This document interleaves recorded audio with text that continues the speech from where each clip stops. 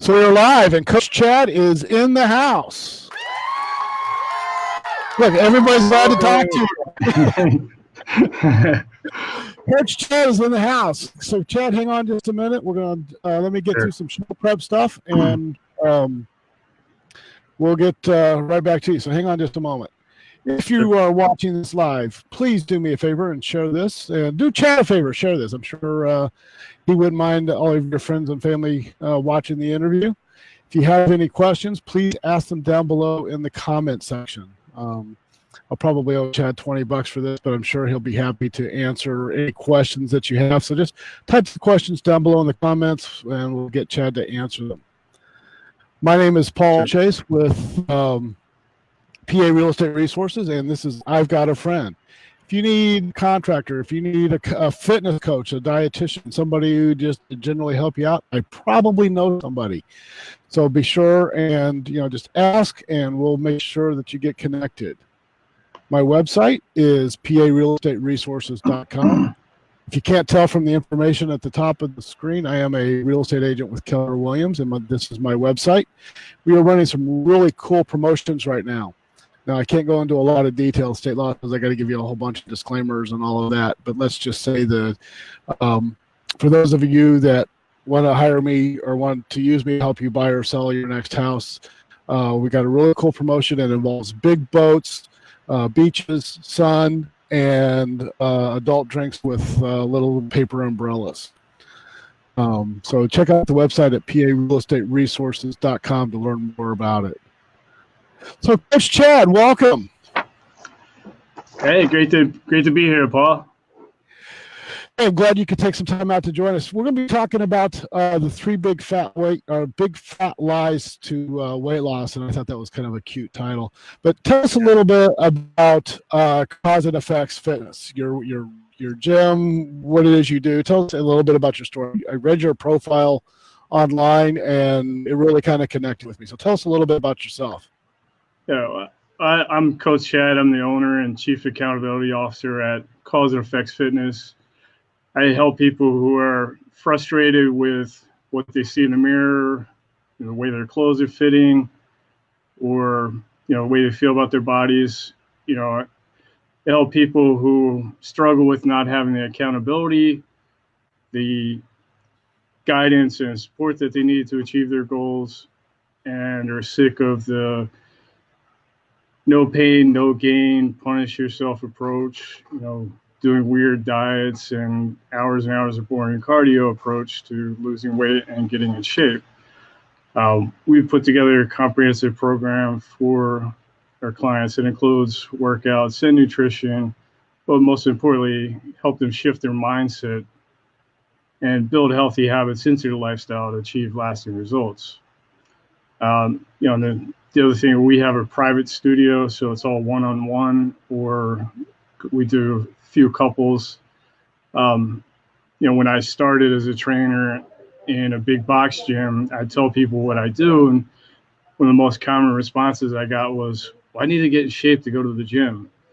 So it was one barrier I wanted to eliminate when I started Cause and Effects Fitness. And so it's nice having a private shoot, working one-on-one with the trainer, and you kind of have your own space to do your thing.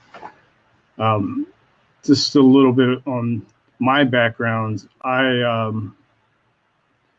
good portion of my life, I felt uncomfortable about my body. I felt, growing up, I was always a really skinny kid, and then as an adult, when I was working full time, a lot less active than I was as a teenager. I ended up, I looked down one day and there's this thing hanging over my waistband. I was like, oh my God, what is that?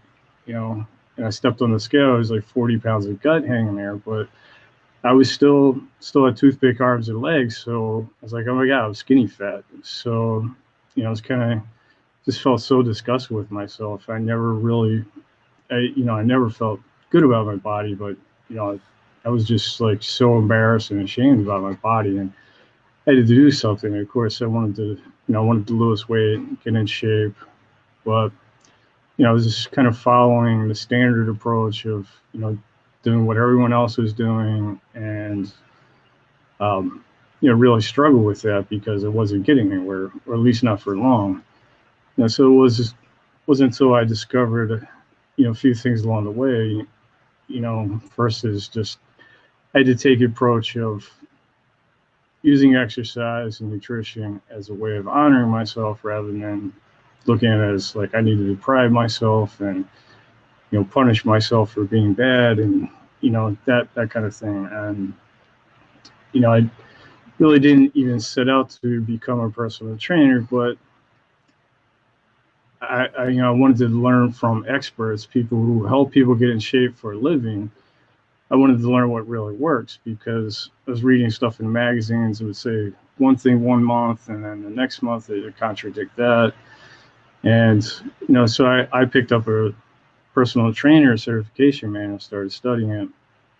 At the same time, just started studying nutrition, learning about that. And as I was applying what I was learning, I was finally getting somewhere, and I was finally starting to see results. And I got to a place where, for the first time in my life, I felt good about my body. I felt comfortable in my own skin, and that was just such a powerful feeling. I wanted to share that with other people, and that's why I became a personal trainer and nutrition coach. And since then, I've helped many people achieve their goals, and it's one of the most rewarding things possible to me. And I couldn't imagine doing anything else right now.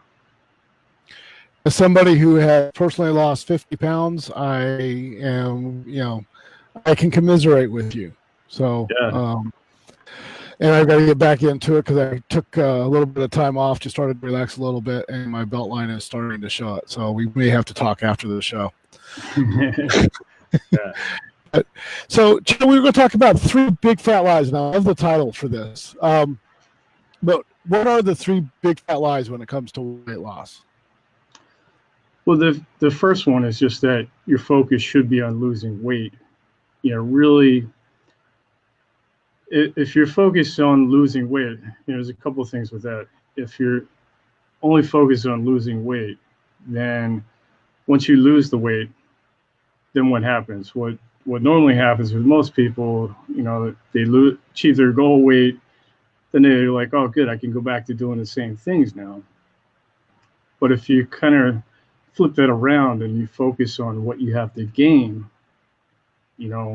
living a better life, having more energy, feeling better, and being there for your kids, your grandkids, having clothes that fit, feeling comfortable. If you're focused on what you have to gain, then those things that are going to carry you beyond losing weight, and the weight loss is going to happen as a result. It's more of a byproduct of what you have to gain, and it's kind of a different approach than what most people take. And secondly, you want to, it matters how you lose the weight. If you're only thinking about losing weight and you don't care how you do it, when most people, they go on a diet, they're not just losing fat, and really it's the fat that you want to lose. You want to preserve your muscle mass, or hopefully even gain some muscle mass, so you tone up. And muscle actually burns calories. Takes energy just to maintain the muscle. So what usually happens when people follow the standard approach to losing weight, they end up losing muscle mass in the process. Then their metabolism slows down. So once they reach their weight, their goal weight, and say, okay, I can go back to doing the same things, they end up putting more weight back on because their metabolism is slower. So, you want to focus on how you lose the weight and doing it in a proper way, which is where you're working out, giving your body all the nutrients that it needs to be healthy and thrive. And I think that's really where the focus should be. Yeah. And it mimics so much about my own journey. I was surprised in that in my journey, strength training was a major component of my calorie burn. I was doing 4 days of lifting and 3 days of even just light intensity cardio. It wasn't the all all out pedal to the metal, cardio 7 days a week, go off and run 5 miles. Yeah. The strength training, actually, I think I did better with that than I did the cardio. I found it a lot more interesting. I don't know, maybe it's because I'm a guy and the guys just are more into moving iron. But I found that more interesting and easier to do and get up at 5:30 and hit the gym than running 3 miles on a treadmill or the rowing machine. Yeah. And the running, it should be, the way I look at it, it should be about enjoying your body, learning to enjoy your body, learning to enjoy movement. And, it shouldn't be painful. And, you can find things that you actually enjoy doing and achieve your goals. So it doesn't have to be running or, especially like the treadmill, like running on a treadmill is like absolute torture for me. I'd rather do anything else than run on a treadmill.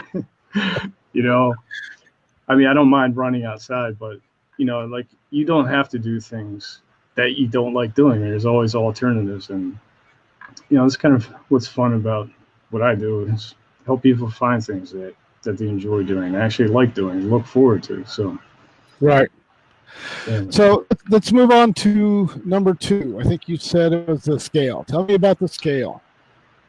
Yeah, the second big lie about weight loss is that you should use the scale to measure your progress. The scale is not going to tell you everything. And, if you're changing your body composition, if you gain muscle and lose fat, if, say you gain 5 pounds of muscle, you lose 5 pounds of fat, but the only thing that you were judging by is the scale, you're going to be really frustrated. You're like, I did all this work for nothing, but you're actually going to be in a much better shape. You're going to be leaner, you're going to look better, you're going to feel better, but that's not going to show up in the scale. So you want to get a complete picture of your progress. So you want to take your measurements. You want to especially focus on the body fat percentage, because really what you want to lose is the fat, so you can't really measure the fat loss directly with the scale. So you have to look at other ways of doing that. And, you should be looking at the way your clothes are fitting, the way you feel, your energy, and, really focusing on your behaviors, because there really is no action of losing weight. You have to do the things that lead to losing weight. So you want to measure your progress on the healthy habits that you're developing, progress that you're making towards them, so it's not just focus on the outcome, you want to focus on your behaviors that lead to that outcome. I know, again, going back through my journey, my belt size was the best indicator of how I was doing. Yeah. And I think the other thing that really bothered me is weight loss or fat burn is not linear. I could be doing really, really good one week and then doing everything exactly right. And then all of a sudden I might even gain half a pound or my weight loss appear to stall. And that was really frustrating and challenging for me. And I ultimately just had to have faith in the system, faith in the diet, faith in the exercise program, and keep the calorie burn and really just burn through the plateau. Yeah, and that's really important in sticking with it. And if, like I said, if all you're measuring your progress by is the scale, it can be very misleading. Your weight can fluctuate within plus or minus 5 pounds every day based on a number of factors, how much water you're retaining, whether you just ate, eliminated, 10 pounds is a pretty broad range. And yeah, like you said, it's not, weight loss and fat loss, it's not going to be linear. The scale is not just going to go down every week. It's going to fluctuate. There might be some weeks where it's up and it's down. But, the important thing is staying focused on what you're doing, focused on your goal, and keep your actions consistent with your goals.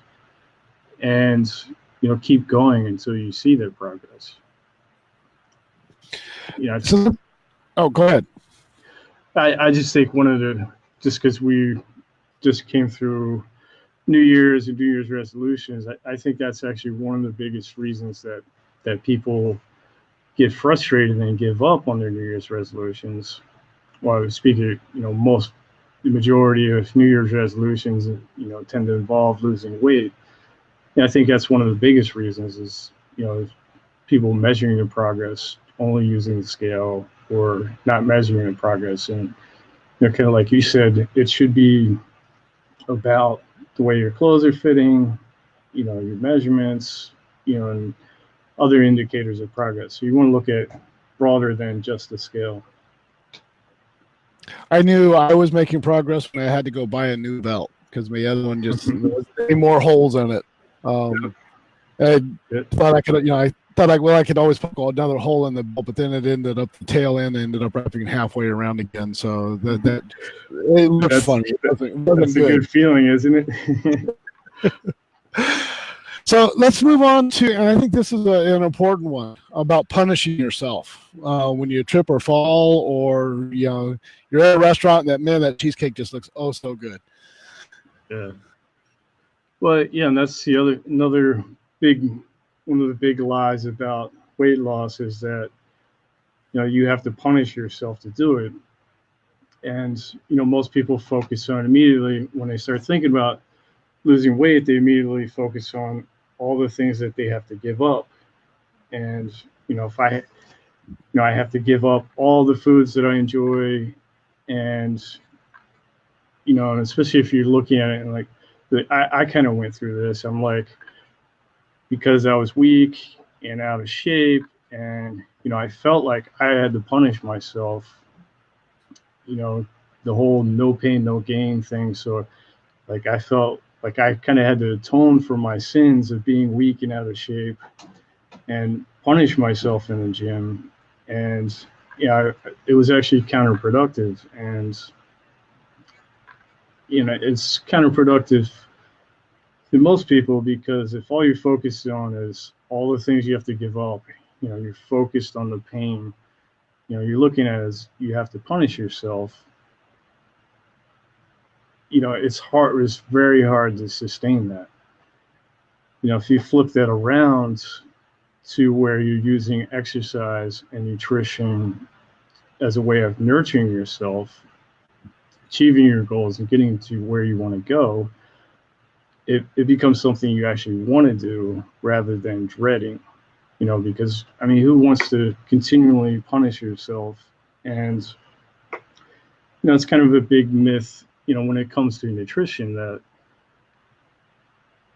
most people have this idea, and like I know I went through it, is just the whole idea that you have to give up on all the foods that you enjoy and like you have to eat rabbit food and be miserable. You can actually eat food that is really good, that tastes really good, it's healthy, and nurtures your body. So it's really not about all the things that you have to give up.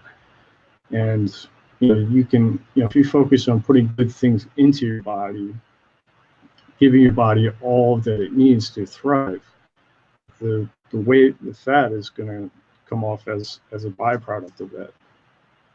Well, kind of help me out because this is something that I still battle with. Is I am about 6 foot and weigh about 230 pounds, so I've got about another 30 pounds to go.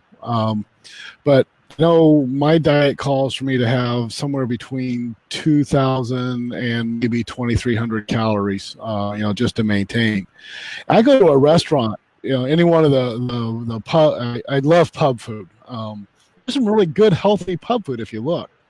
But I look at the calorie count on just a fillet with a baked potato or a sweet potato and some toast, some veggies, and there could easily be 1,500 calories right there. That's 3/4 of my meal. 3/4 of my daily intake right there.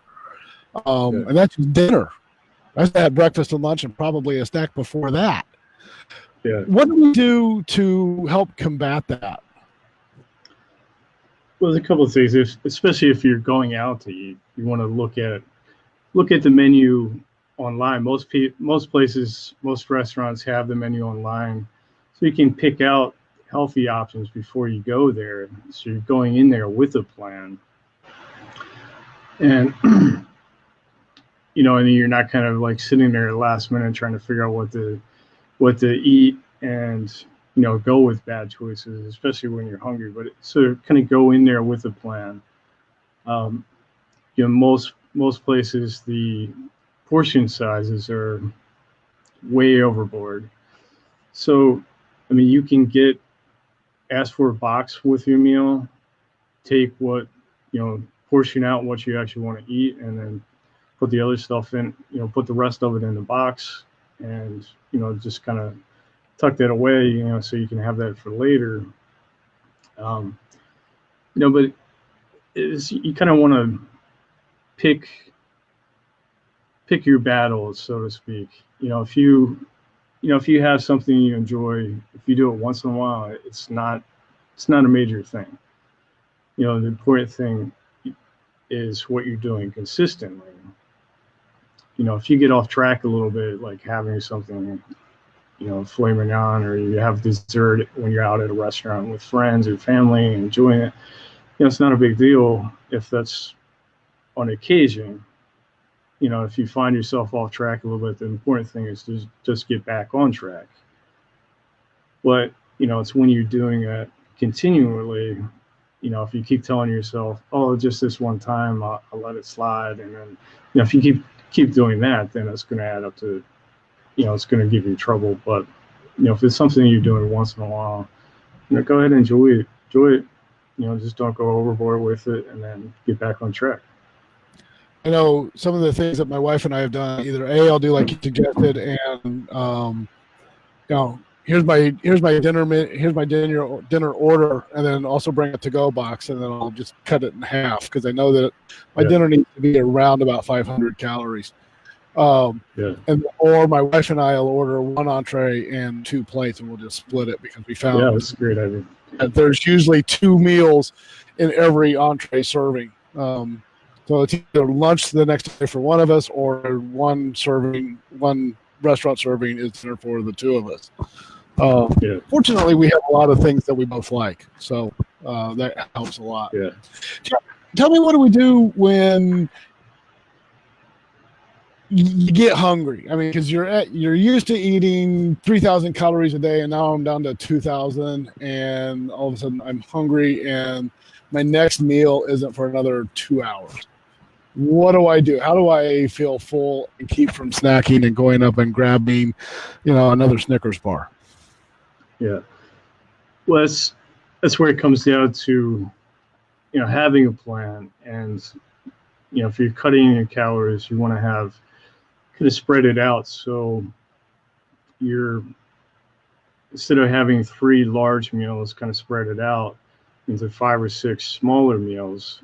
So you're continually fueling your body, and, you're not going to get hungry. And, if you're going to eat in another 2 hours, you'll have food, you're not going to die in that period of time. But if you do have snacks, just get, you want to have something healthy, kind of have a go-to plan, kind of have a backup plan, like keep some celery and carrot sticks around, or, like a handful of nuts, just something that's going to be healthy and hold you over until your next meal. I have found that trying to stay busy helps keep my mind off my belly. Some days it's easier than others, but it's I get a lot more done that way. Yeah, and there's a couple of different tricks you can do. Like, do something where you're keeping your hands busy or you couldn't eat. Do something where you take your mind off of it. And you can do things like, if you brush your teeth, then you're not going to want to eat, things like that. I mean, you can't always do that. Like, it's not, but if you're at your house or something, you can do that, but it's not really helpful when you're out and about. But, you just want to, like, do something productive, like focus your mind on something else, do something that you couldn't, actually eat. Just go for a walk, or do something do something where your mind is engaged and not thinking about it and focus on it. I The have other thing found. is, Oh, go ahead. Sorry. but the other thing I was going to say is just kind of refocus on your goals and frame your choices in terms of your goals. And if you are tempted by something, you're feeling hungry, and you are tempted by something, one thing that I find helpful, and most of our clients have found really helpful, is just ask yourself, is eating this going to get me closer to my goals or take me further away? Usually when you frame your choices, that's in terms of your goals, that's going to guide you in the right direction. I found it very helpful. So hopefully a lot of other people do too. Chad, real quick, we're running out of time. I got your website up here. What's the best? Where are you? Where's your facility? Where are you located? And besides the website, how do people get hold of you? Yeah, we're at the north end of Lancaster on Liberty Street. We're inside of Liberty Place. 313 West Liberty Street is our address. Our website is causeandeffectsfitness.com. Phone number is 717-942-1439. You can go to a website if we offer a complimentary consultation. If you want to sit down and talk with me or one of our coaches, we can we'd be happy to sit down, kind of help you lay out a roadmap to achieving your goals and see how we can help you. You can go to our website, causeandeffectsfitness.com. You can schedule a call, set up the consultation. So we kind of make that easy. But our goal is to help as many people as we can achieve their goals. And, so, if you're looking for a little bit of help, you need some guidance, more accountability, I'd love to help you achieve your goals. Great. Looking forward to it. And definitely go on there. And if we can't schedule a time to sit down and get together. Yeah. Coach Chad from Cause and Effects. Sir, thank you for your time, and we'll be chatting later. Yeah. Thanks for having me. It was great being here.